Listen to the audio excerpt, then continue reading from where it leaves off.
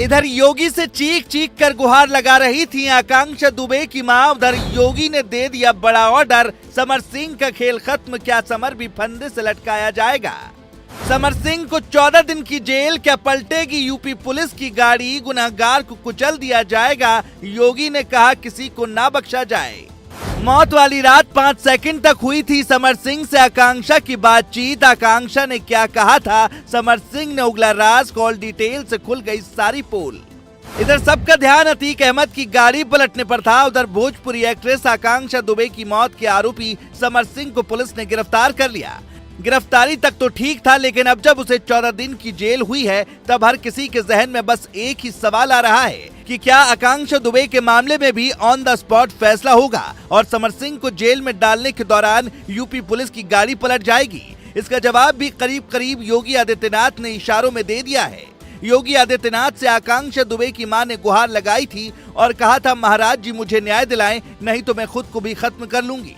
पहले इस केस में यूपी पुलिस मामूली तौर पर जांच पड़ताल कर रही थी, लेकिन जैसे ही बात योगी आदित्यनाथ तक पहुंची, उन्होंने तुरंत आला अधिकारियों की क्लास लगा दी और ऑर्डर दे दिया कि 24 घंटे के अंदर किसी भी सूरत में समर सिंह गिरफ्तार होना चाहिए। जिसके बाद यूपी पुलिस के कई जवान मिशन समर सिंह को पकड़ने में लग गए और कई जगह पर छापेमारी की गई, जिसके बाद समर सिंह को गाजियाबाद से आखिरकार गिरफ्तार कर लिया गया। लेकिन जैसे ही समर सिंह गिरफ्तार हुआ, उसके मुंह से पहला शब्द यही निकला कि मैं बेकसूर हूं, मुझे छोड़ दो। हो सकता है समर सिंह ने कुछ ना किया हो, लेकिन हर किसी के जहन में एक ही सवाल गूंज रहा है कि अगर वो निर्दोष है तो फिर आकांक्षा दुबे की मौत के बाद से फरार क्यों चल रहा था?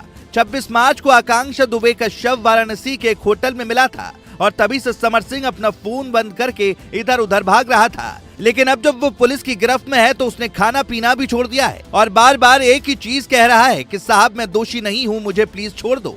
लेकिन आकांक्षा की मौत के बाद कुछ सवाल ऐसे हैं जिनका जवाब आज भी एक रहस्य बना हुआ है।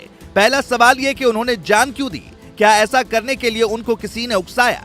मौत से पहले वो खुश थी और नॉर्मल थी, फिर उन्होंने ऐसा कदम क्यों उठाया? अब इन्हीं सवालों का जवाब उत्तर प्रदेश पुलिस तलाशने में जुटी हुई है। आकांक्षा दुबे की मां ने समर सिंह पर गंभीर आरोप लगाए हैं। उन्होंने आरोप लगाया कि समर सिंह उनकी बेटी के साथ मारपीट करता था और उन्हें मानसिक तौर पर प्रताड़ित भी कर रहा था।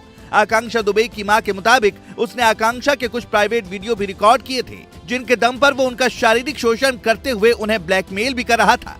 ऐसे कई सारे आरोप आकांक्षा दुबे की मां ने समर सिंह पर लगाए हैं, जिनकी पुलिस जांच कर रही है। लेकिन अब जब समर सिंह गिरफ्तार हो गया है तो पुलिस के लिए ये जांच थोड़ी आसान हो गई है। समर सिंह ने इस बात का खुलासा किया कि मौत वाली रात उसकी और आकांक्षा दुबे की करीब 5 सेकंड बात हुई थी, लेकिन क्योंकि वो सो रहा था इसलिए उसने बस 5 सेकंड बात करके ही फोन काट दिया।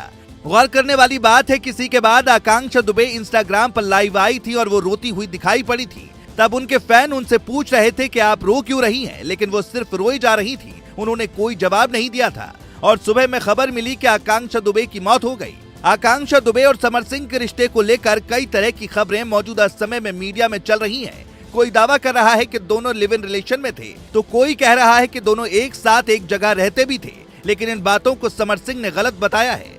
समर के मुताबिक आकांक्षा के साथ उसके केवल प्रोफेशनल रिश्ते थे।